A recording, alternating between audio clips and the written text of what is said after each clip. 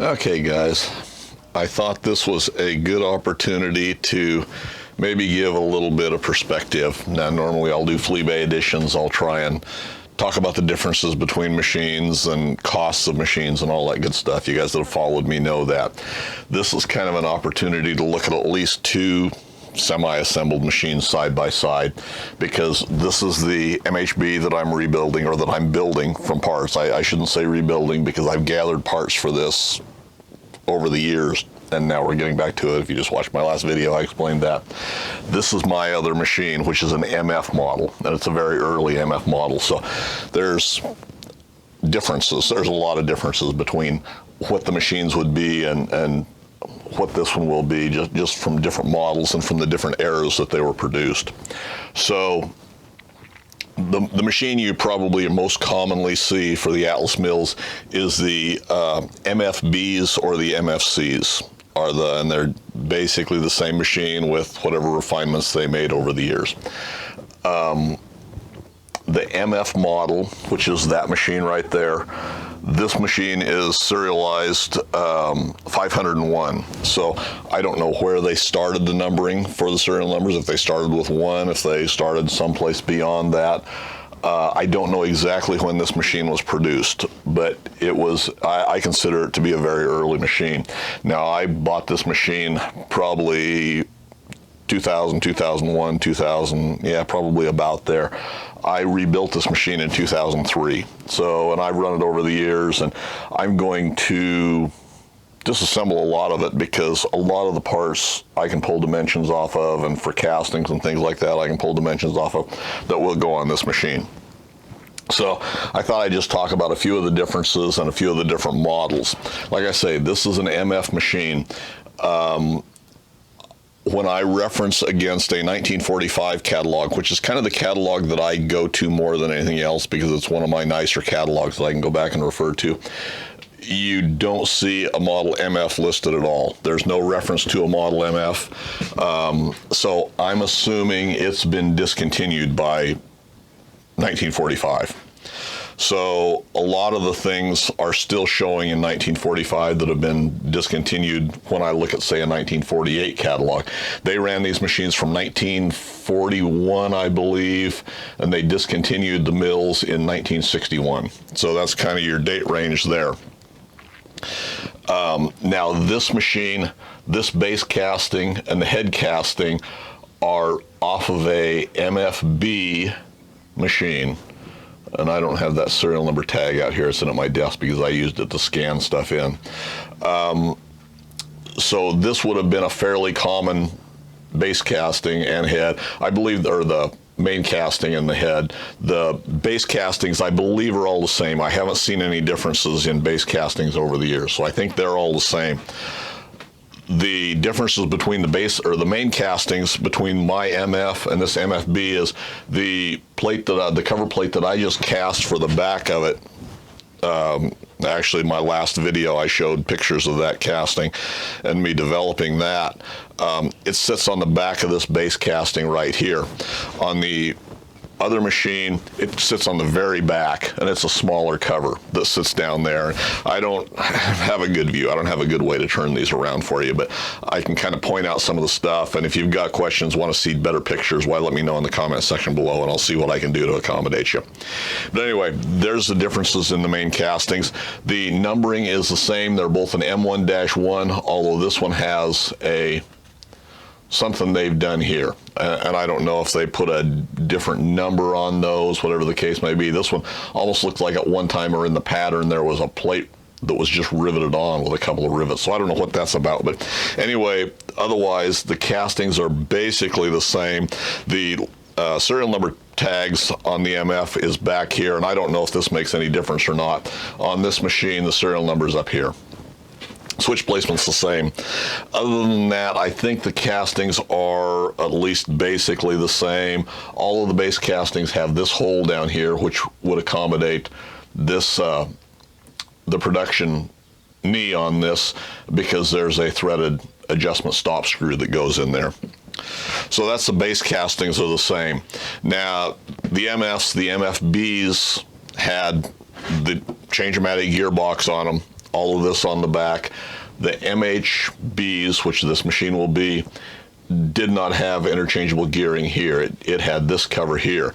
Now, Atlas also produced I believe they called it an M1B, that was this machine, or an MFB, without the gearbox. So it had this gearbox on. So it had no interchangeable gears here or for table feeds or anything like that, yet it had these controls on the front, is I guess what I'm trying to say there.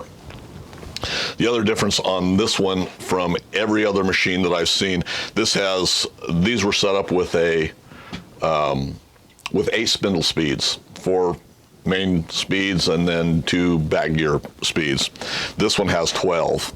So this has got 3-step pulleys, whereas all of the later machines have 2-step pulleys on them.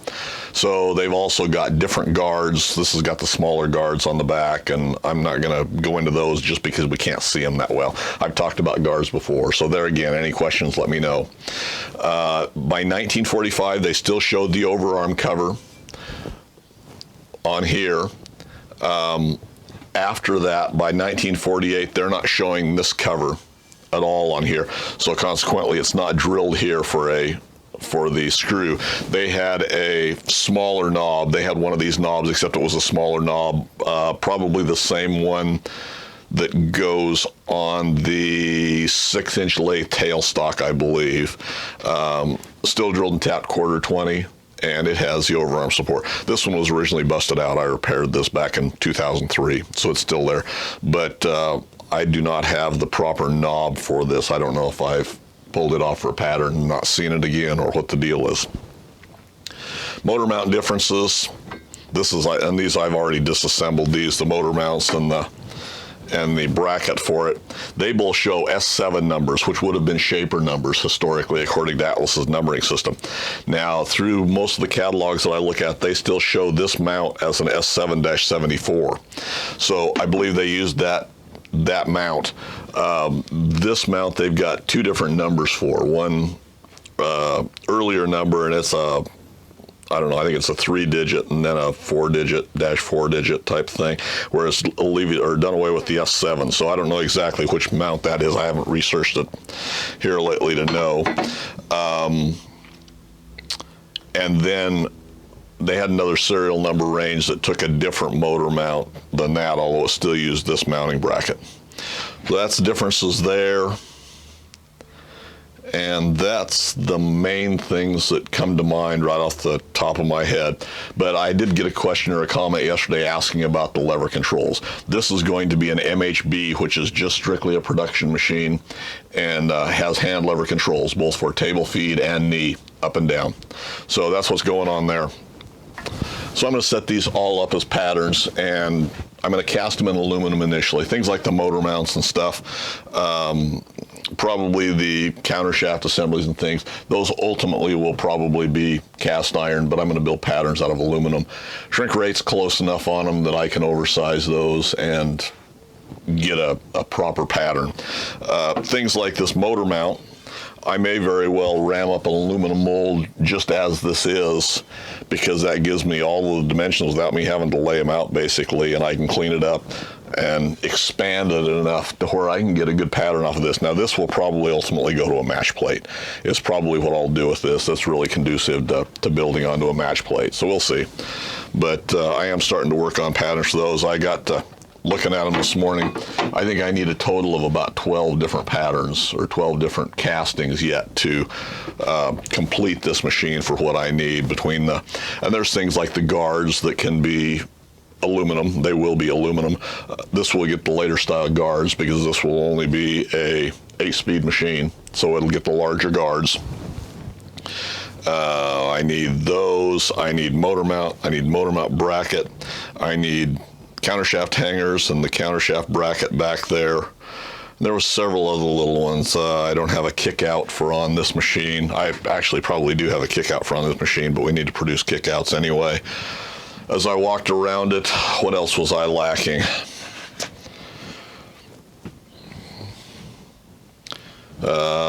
I will set this one up with a overarm cover. Now, I've already built the pattern and played with castings for that, so it will get that.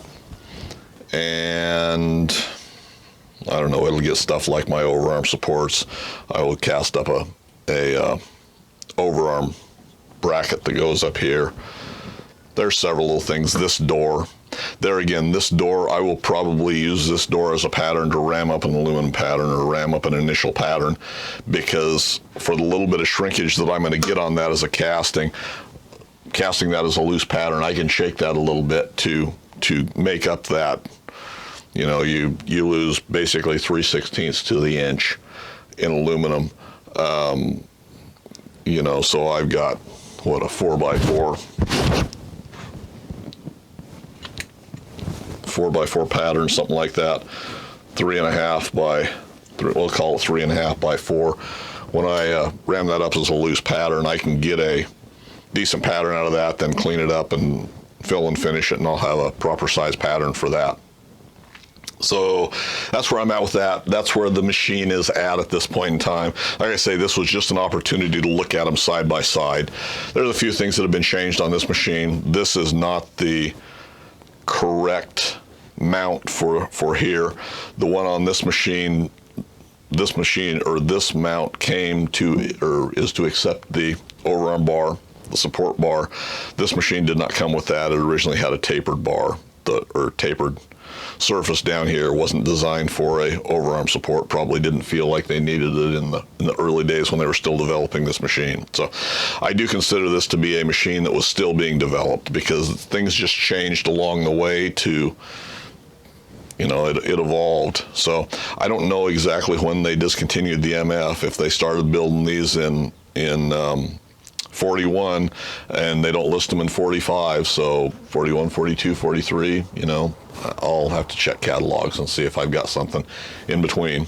So today I'm just kind of playing. Figured I'd give you guys a little update while I had them sitting here. I am going to go ahead and fit up one of the on-off switch plates. Since I've got two of them cast, I'm going to fit one up to this machine, because the one that's on here is just kind of a brass plaque, or else it's lost all of the finish that was on it originally before I got it. It's been that way ever since I've had it.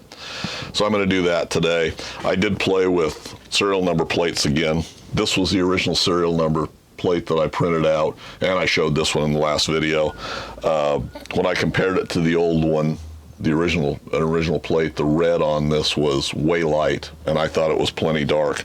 So I went back and I've redone it with darker red and printed out one of the plates. There's quite a difference between them. I don't know how well that shows up on camera, but there's quite a bit of difference in color, but this one's still an awful lot lighter than the original. I think I'm probably going to run with this. I actually like the looks of that. So that's where we're at with that. Other things I've been playing with, just since I was sitting and editing, is there's a little sublimated plate there for the MHB,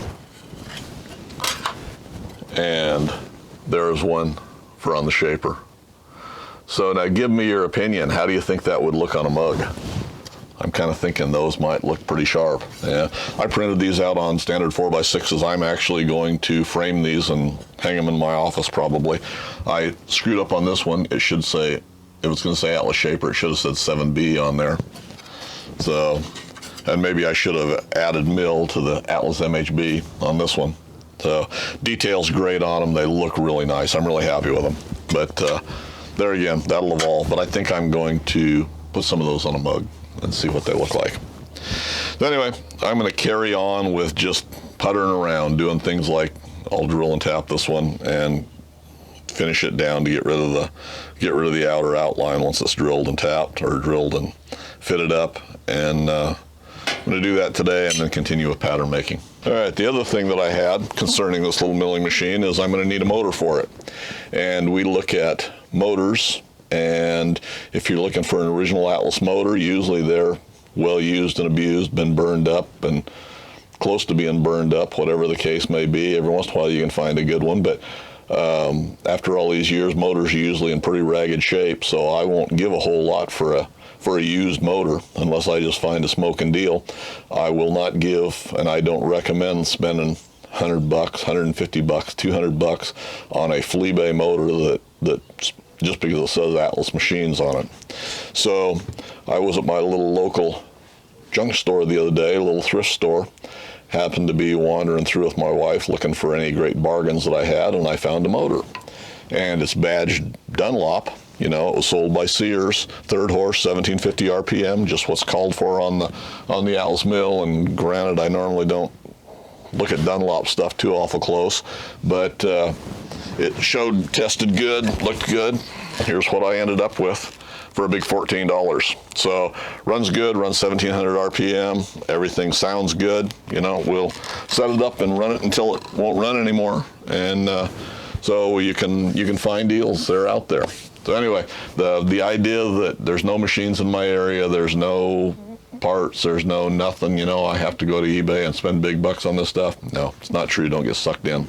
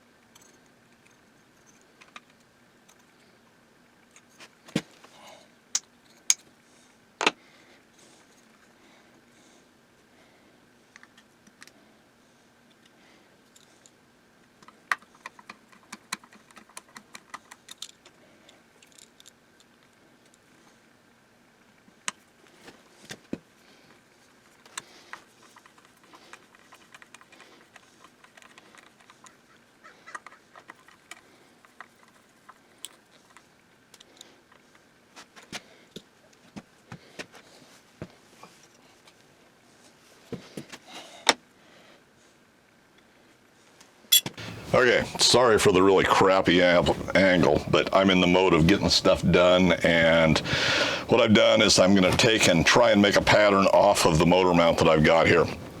So I've already rammed it to the bottom, and I've coped it down to where I hope I've got it down far enough all the way around, and we'll see. I don't expect this to be a real clean pull, because we're going to catch on, you know, some of these edges and stuff. I don't really care if I end up with a little bit more, because I'll machine down what I need to and then finish it out accordingly by filling and doing things like that. So I'm trying to get a decent facsimile of what I got here, and anything I get beyond that I'm just happy to have. So I do expect some fallout on this, and that's just the way it is. I'm not going to be concerned about it at all. So I just figured I'd show you a little bit real quick about what I was talking about, and we'll see if we can't get a decent pattern off this. This sand's a little bit wet. I molded all yesterday and left it a little bit wet intentionally because it's been so hot here, and I really didn't anticipate ramming up molds today. I figured it was going to be a couple of days, so things are a little bit wetter, where last time they were a little bit dry, but we'll see what we can do here. Like I said, I'm not going to pour these today, so by tomorrow they'll have dried a little bit and set, so they hopefully will be fine.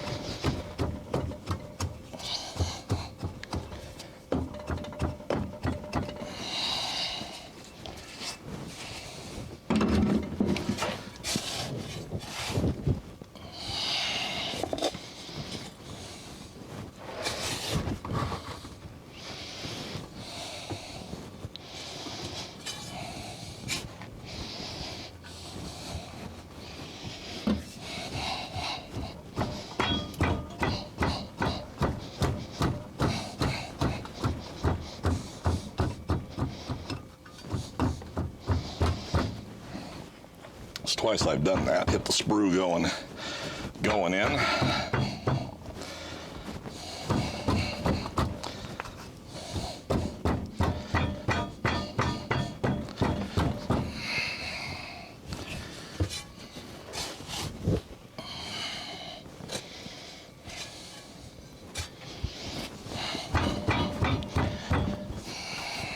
Definitely wet.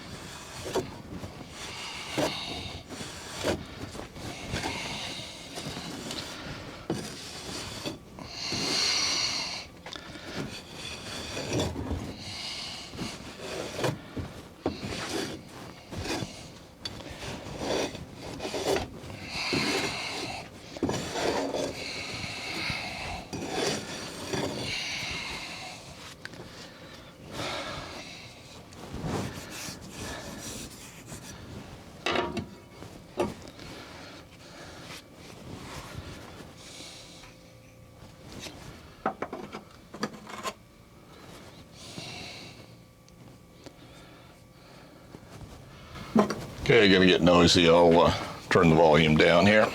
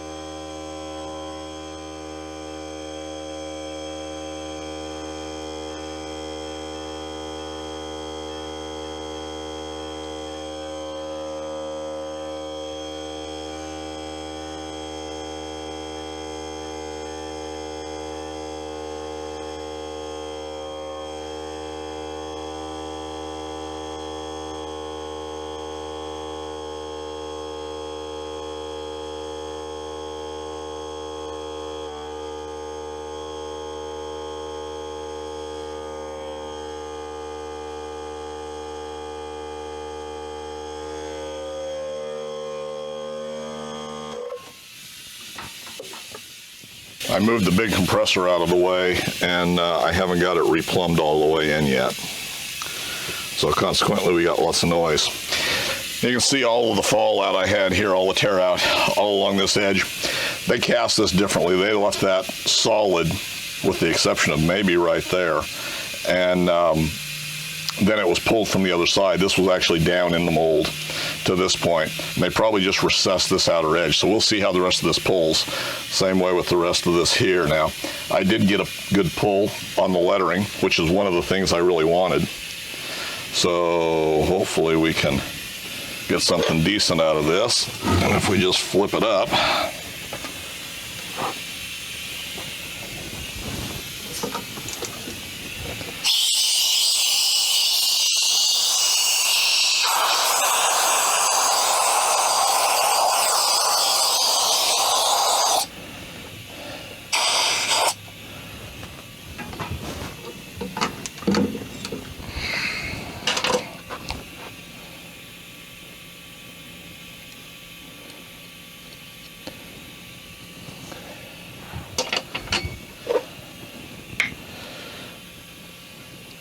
think we'll run with that and see what we got here.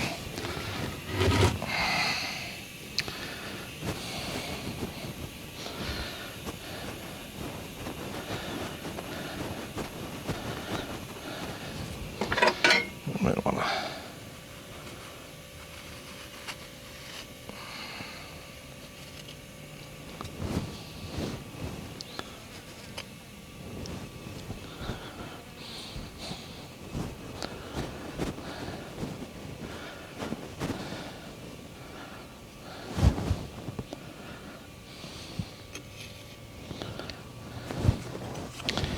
Well,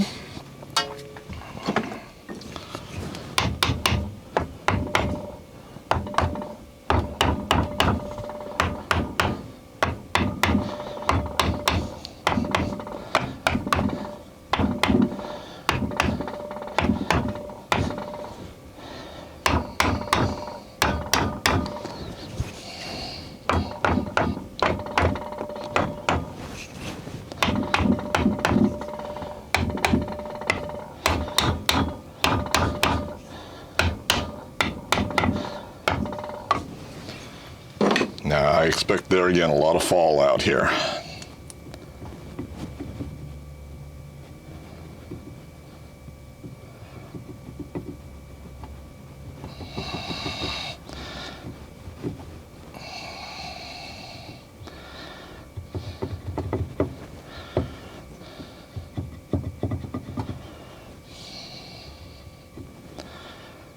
And that's not going to disappoint me. There's going to be a lot of fallout.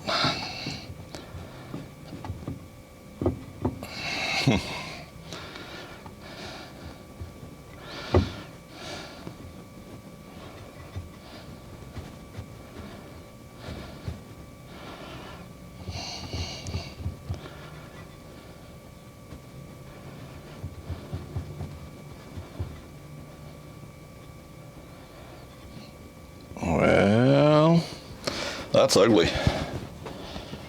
That's ugly.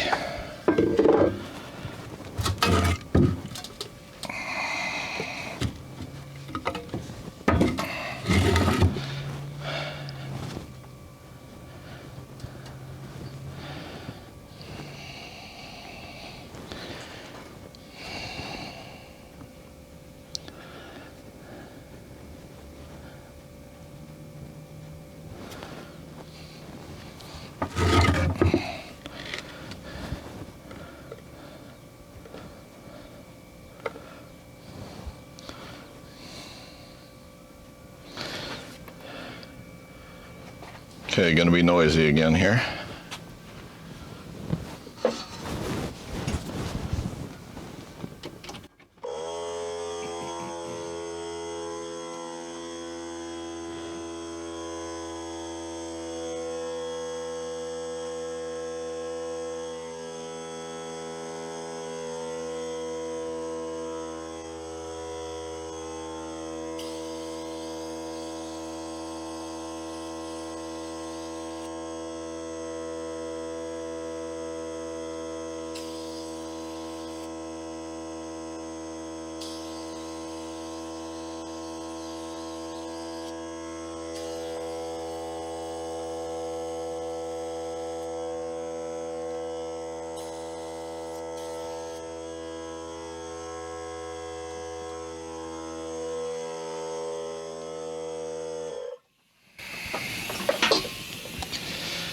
Okay, well, there's a whole bunch of fallout there, but we also have the basic shape.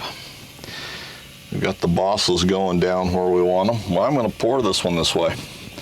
We'll see what we end up with.